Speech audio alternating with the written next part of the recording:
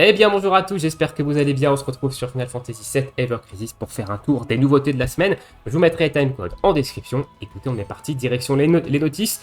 On va commencer avec l'ajout de la journée, c'est le nouveau chapitre pour Final Fantasy VII. Donc le chapitre 9 pour l'histoire de Final Fantasy VII qui normalement devrait clôturer le contenu du CD1. Alors pour ceux qui ne savent pas de quoi je parle, à l'époque où le jeu est sorti sur PlayStation 1, le contenu du jeu était divisé en 3 CD. Et du coup, le chapitre 9 ici devrait clôturer le contenu du premier CD. Une fois qu'on avait terminé le contenu du premier CD, le jeu nous demandait gentiment de mettre le deuxième CD dans la console pour pouvoir continuer le jeu. Avec la version Steam, évidemment, ce changement de CD n'existe plus. On fait tout d'une traite, mais du coup, ce chapitre 9 clôture normalement le contenu du CD1. Je viens de passer pour un Tetra Boomer, mais c'est pas grave.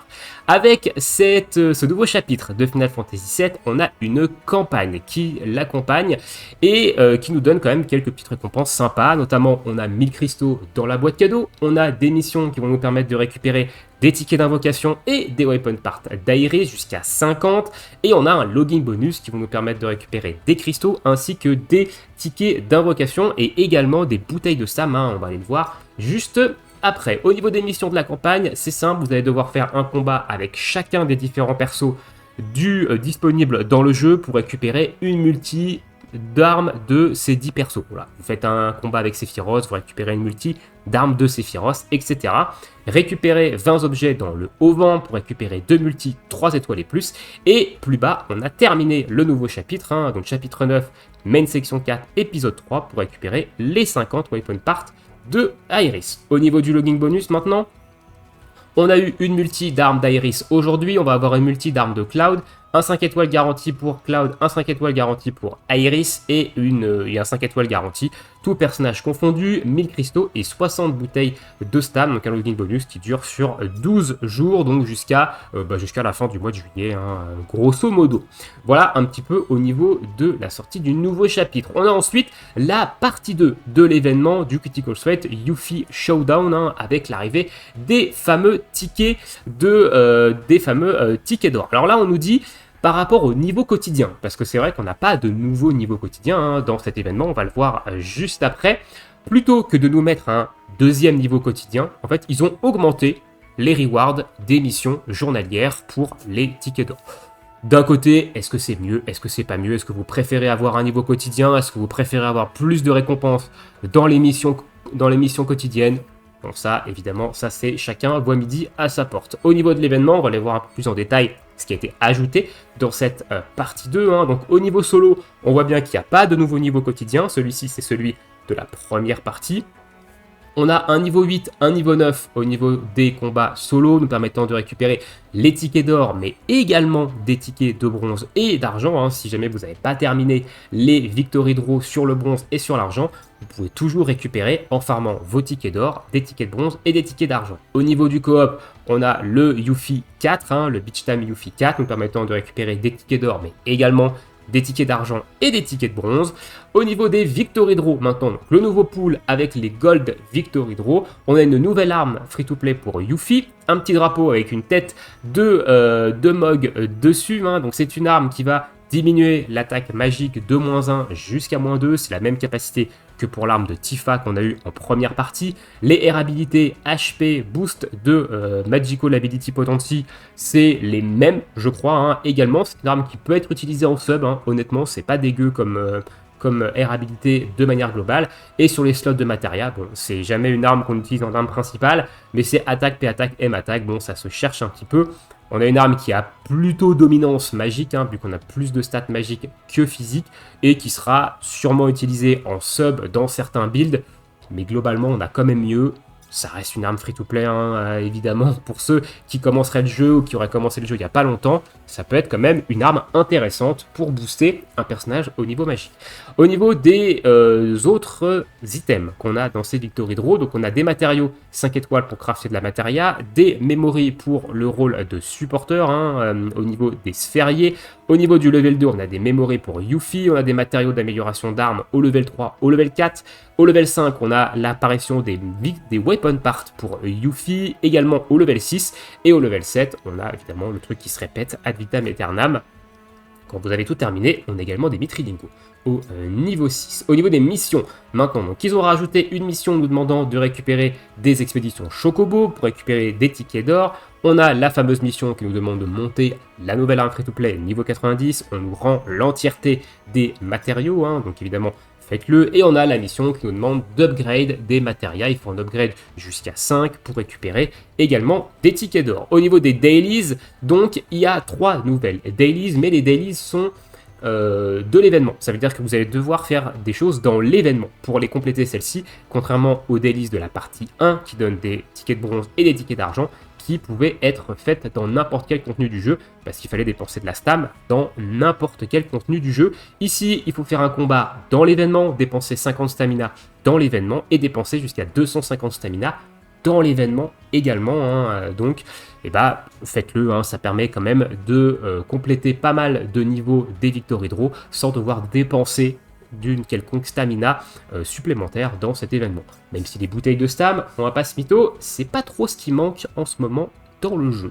Voilà au niveau de l'événement partie 2. On a également la nouvelle Guild Battle qui a débuté du coup ce matin, la Guild Battle numéro 13. Alors, ça fait maintenant un an, voilà, que on a le Guild Battle, qu'on a le système de guild, hein, donc on est à la 13, pourquoi la 13 et pas la 12, c'était la 12 le mois dernier, ah c'est possible que ce soit la 12 le mois dernier, donc, mais ça fait un an, le système de guild est sorti mi-juillet de l'année dernière.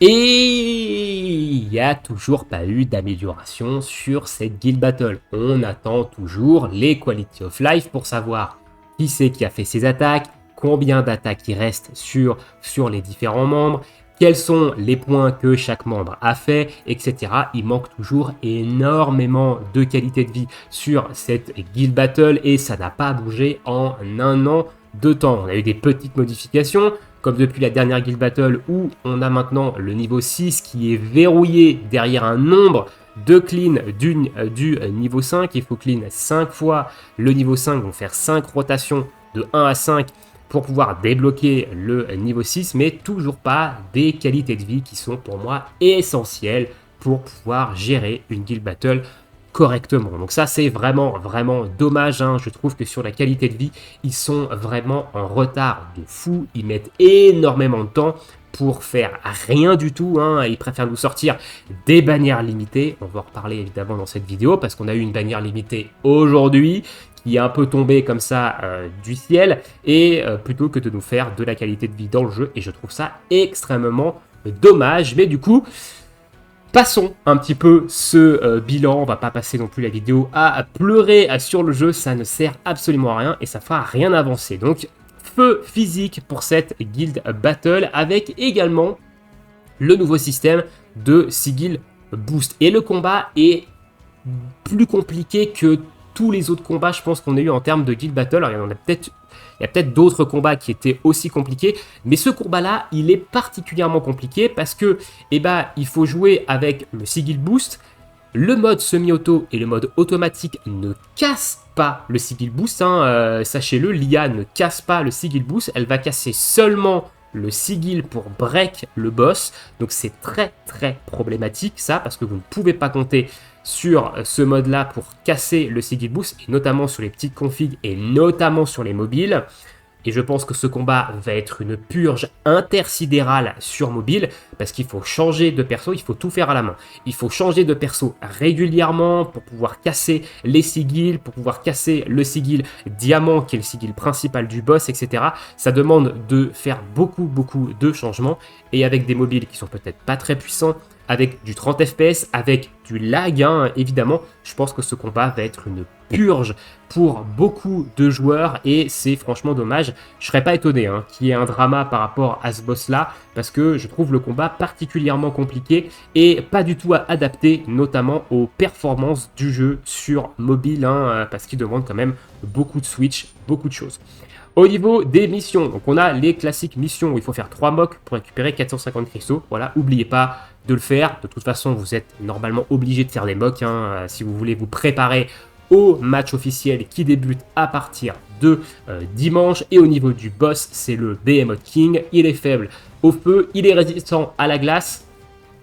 pas de vin sans glace. Voilà, désolé, il n'y a pas de vin sans glace sur ce Guild Battle, mais on peut utiliser vin sans feu hein, aussi, et Vincent a une arme de feu physique.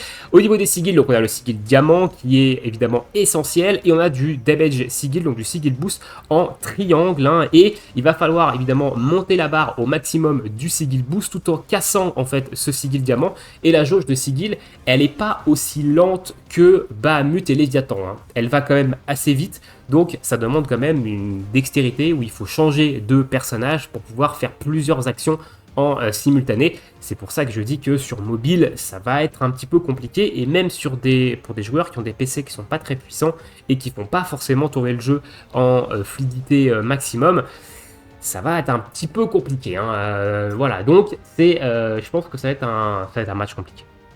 Je vais pas le dire 100 fois, mais je pense que vous avez compris que ça va être un match compliqué. Donc voilà, bonne chance à tous. Néanmoins, pour votre Guild Battle, hein, faites le top que vous avez envie de faire. Hein. Chez nous, en tout cas, si vous faites partie de ma guilde, la Tamugo FM, vous prenez pas la tête, faites ce que vous pouvez. On fera le top qu'on fera, hein, comme à chaque fois. Voilà, zéro prise de tête de notre côté. Ensuite, au niveau des notices, je pense qu'on a fait globalement le tour de ce qui est arrivé en jeu au niveau du contenu, et on va parler évidemment de la bannière qui est arrivée ce matin et qui est un peu tombée comme ça. En vrai, on s'y attendait absolument pas. Alors, pour ceux qui suivent un petit peu les datamines, c'est vrai que je ne parle quasiment jamais de datamine parce que c'est interdit déjà par Square Enix. Hein, donc, même si je sais qu'ils ne regardent pas mon contenu, il y a aussi des gens qui ne veulent pas être spoil. Parce que les datamines, ça reste du spoil hein, à ce niveau-là.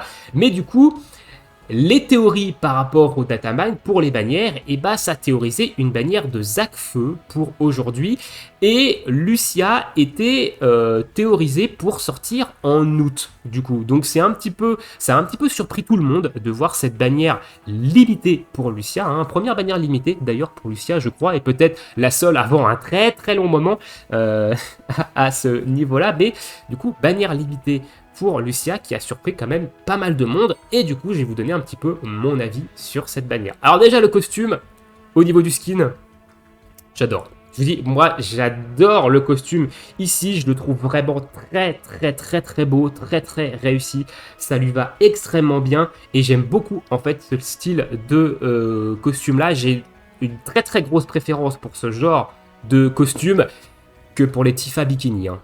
Voilà, alors j'ai rien contre les skins bikini, hein, ça c'est des goûts et les couleurs évidemment, mais là je trouve le costume très classe sur Lucia, et il y a peut-être un monde où je vais le récupérer. Il y a peut-être un monde où vous avez une vidéo invocation où on va récupérer au moins le costume, hein, parce que comme je dis, c'est une bannière limitée, donc c'est un costume qu'on n'aura pas en sélection via un potentiel ticket, contrairement au costume des bannières featurées qu'on pourra récupérer dans les différents tickets à l'anniversaire, au demi-anniversaire, etc. Là, c'est un costume de manière limitée, et le costume, au-delà d'être très sympa niveau skin, hein, je trouve que c'est le costume le plus beau de Lucia, au niveau des air habilités, il est également sympa. On a ici du reprieve. Le reprieve, c'est quelque chose de très intéressant au niveau du jeu. Alors, ça sert que dans certains combats, certes, mais ça reste quand même quelque chose de plutôt cool d'avoir un costume reprieve sur un personnage. Et Shinra Insignia, au niveau de la deuxième air habilité, on a 40% de buff debuff extension. On a 20% de dégâts physiques supplémentaires quand la jauge est au maximum, et on a les 30% de dégâts de feu supplémentaires également. Donc c'est un costume qui est assez tourné quand même autour des dégâts de feu, hein, globalement, mais c'est un costume qui pourra également être utilisé dans un contenu physique de manière globale. On aura toujours les 20% et on a surtout le 40% de buff debuff extension qui sur Lucia est plutôt intéressant hein, quand même, parce que c'est un personnage de type supporter au niveau du rôle, et elle a quand même pas mal de buff debuff sur ses différentes armes. Donc moi je trouve que c'est un costume qui est très intéressant. Est-ce que c'est son meilleur costume actuel? C'est possible honnêtement, même si elle a des très bons costumes autres. Je pense que c'est peut-être son meilleur costume au niveau des air habilités. En tout cas, de mon point de vue, et ça c'est encore une fois les goûts et les couleurs, c'est son plus beau. Ça c'est pour moi une certitude. Dites-moi ce que vous pensez de ça dans l'espace commentaire. Au niveau de son arme, le Shinra Ceremonial Rifle, alors c'est une arme limitée, donc on la prend OB6 minimum, parce que malheureusement les armes limitées en dessous de OB6 c'est souvent est quasiment tout le temps pas jouable, voilà, ou très difficilement. Mais du coup, c'est une arme limitée, donc on la prend OB6. C'est une arme qui va taper feu physique pour 4 d'ATB, qui va mettre Enfeeble. Donc ça, c'est très fort, hein. On sait que Enfeeble, c'est un malus qui est arrivé avec Seed, et ça augmente, en fait, ça vous fait +1 sur un debuff. Donc au lieu d'avoir -3 en résistance au feu, vous avez -4. Ça augmente énormément les dégâts que l'on fait sur les cibles. Et dans pas mal de contenu, Enfeeble est quand même très utilisé maintenant. Donc avoir une arme qui refresh Enfeeble tout le temps ici, parce que là vous allez le refresh à chaque fois que vous allez faire l'attaque. Donc vous allez augmenter sa durée. Mais du coup, quand il va disparaître, vous allez pouvoir le remettre. C'est quand même plutôt fort. Surtout que c'est une arme quand même de DPS ici, globalement, enfin de sub DPS. On va souvent taper avec pour faire des dégâts de feu. Ensuite, si Lucia a 50% ou plus de PV, on a ici une augmentation des dégâts de feu de +2 sur tous les alliés. Encore une fois, c'est une arme de sub DPS qu'on va très certainement utiliser assez souvent. Donc on va booster les dégâts de feu de tout le monde en permanence, en plus de mettre Enfeeble quasiment permanence. Et on a un max pot de +3 sur l'arme en OB6. En dessous de OB6, du coup, on a un +1 max +2. Voilà. On a quand même un +2. C'est pas non plus dégueulasse, attention, mais à partir de OB6, on a quand même jusqu'à un +3. Et ici, on a une condition sur la première utilisation qui va augmenter de 2 l'ATB de tous les alliés. Alors j'ai regardé par rapport à OB10, je suis allé directement voir s'il y avait une énorme différence au niveau de la capacité entre OB6 et OB10, comme ils nous ont fait le coup avec les dernières armes featurées. Et pas du tout. Il n'y a rien qui change, mis à part les dégâts de l'arme et l'augmentation de durée, qui est les choses qu'on a classiquement depuis le début du jeu sur les armes entre OB6 et OB10, mais pas d'ATB supplémentaire, pas de suppression de conditions, pas de niveau 3 direct des dégâts de feu, etc. Non, OB6, ça suffit largement en termes d'utilisation, pas besoin d'aller OB10 pour avoir la pleine puissance de l'arme. +2 ATB du coup à la première utilisation sur tous les alliés, donc en début de combat. La capacité, malgré qu'elle soit très tour des feux, on a quand même le Enfeeble, ici, qui est très intéressant. Le +2 ATB en début de fight qui peut également être cool dans certaines conditions, et notamment en ranking, si jamais on a un ranking feu ou un ranking autre, peut-être un ranking glace, parce que Lucia a également une arme qui va diminuer la résistance à la glace, donc ça va proc avec Enfeeble. Donc ça peut être intéressant ici, le +2 ATB peut être cool. Donc la capacité, malgré qu'elle soit très tournée feu, je la trouve intéressante. Au niveau des R habilités, on a Attack All. Donc ça, c'est plutôt cool d'avoir Attack All et pas de la P-Attack ni de la M-Attack All, parce que ça fait une arme beaucoup plus versatile. C'est-à-dire vous pouvez l'utiliser également dans de la team DPS magique de feu. Vous pouvez profiter du Enfeeble, de l'augmentation des dégâts de feu. Ça marche également aussi en magique. Et le Attack All, c'est plutôt cool parce que vous allez pouvoir booster évidemment aussi bien le physique que le magique. Et on a également du buff debuff extension. Très bien également en R habilité. C'est une arme qui peut être très intéressante en sub aussi, sur un mat, sur une Aerie, sur un Engil aussi, voire sur un Barrett en support pour avoir de l'attaque all et booster le DPS tout en ayant du buff debuff extension. Ça en fait également une très bonne arme. On a au niveau des slots de Materia quelque chose d'intéressant. P-Attack, et on a un Sigil Boost 2. Donc c'est le premier slot de cette nouvelle génération de boost de sigil. D'habitude, les sigil boost, c'est du +2 qu'on a actuellement. Et là, on a un +4. Ça veut dire que de base, quand vous avez votre jauge de commande qui est au maximum, Lucia enlève 7 sigil triangle en une Materia. Donc en 3 d'ATB, avec un sigil triangle dans ce slot-là, sur une jauge qui demande du sigil triangle, Lucia en enlève 7. Elle a également son overboost, donc son overspeed plutôt, qui va venir également augmenter le nombre de sigils triangles qu'elle va casser quand vous allez l'activer de +2. Donc sous overspeed, Lucia va enlever 9 sigils triangles pour 2 d'ATB, parce que je rappelle que l'overspeed diminue également de 1 le coût en ATB des capacités. Donc une Materia qui coûte 3 coûte évidemment 2. Donc là on a quand même quelque chose de très intéressant, de très fort, parce que 9 sigils pour 2 d'ATB sous overspeed, ça casse une jauge de sigils très vite. Donc ça peut être la prochaine nouvelle méta ici pour rendre en fait les rôles supporters, donc Lucia, Sid et Ketsit, beaucoup plus intéressants dans certains contenus avec de la jauge de sigil grâce également à ces nouveaux slots qui donnent plus 4 au lieu de plus 2 et qui nous font passer à moins 9 en sigil sous Overspeed. Donc l'arme est globalement très intéressante, honnêtement, un peu niche-feu quand même, mais utilisable dans d'autres circonstances. Et je suis très content qu'ils aient sorti une arme pour Lucia limitée comme ça. Maintenant, le timing est pas fou. On va pas se mytho, le mois prochain, on a un crossover Dragon Quest, donc encore une fois des armes limitées. Et après, c'est septembre, c'est les 2 ans, donc encore une fois des armes limitées. On pensait que juillet allait être tranquille au niveau des bannières et qu'on n'allait pas avoir de bannières limitées.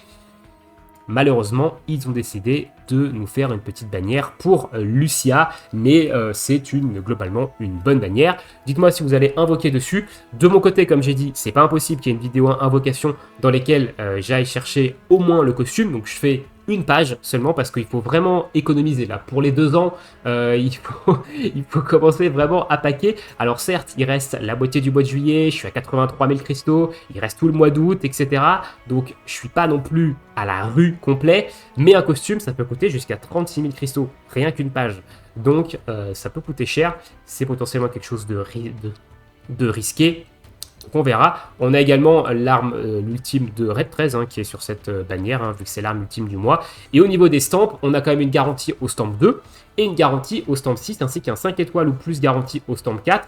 Donc si vous avez de la chance, vous pouvez vous en sortir avec une OB2 au niveau de l'arme limitée en une page, sachant que Lucia, c'est un personnage qui a jamais eu de limité. On a quand même des weapon parts de côté, même si moi j'en ai utilisé malheureusement sur des armes featurées pour passer certains contenus à l'époque, mais j'ai quand même 430 weapon parts de Lucia, ce qui me fait quand même 2 doublons. Donc il y a peut-être moyen d'avoir une OB6 avec la première page en ayant évidemment un peu de luck. Mais dans ces cas-là, de toute façon, on s'arrêtera à la page 1, sauf si vraiment j'ai de la chance sur les stamps et que du coup je dépense pas trop de cristaux sur cette page 1. Peut-être qu'on ira chercher quelques garanties sur la page 2. On verra évidemment au niveau de la vidéo invocation. Voilà un petit peu pour les news. Ce que je peux vous en dire, dites-moi ce que vous pensez de tout ça dans l'espace commentaire. Est-ce que vous allez tenter d'invoquer Lucia ou pas? Ou est-ce que vous allez au skip et commencer sérieusement à paquer pour les 2 ans? Je vous laisse ici. Je vous souhaite tous une très bonne journée, une très bonne soirée, bon jeu et à bientôt. Ciao ciao.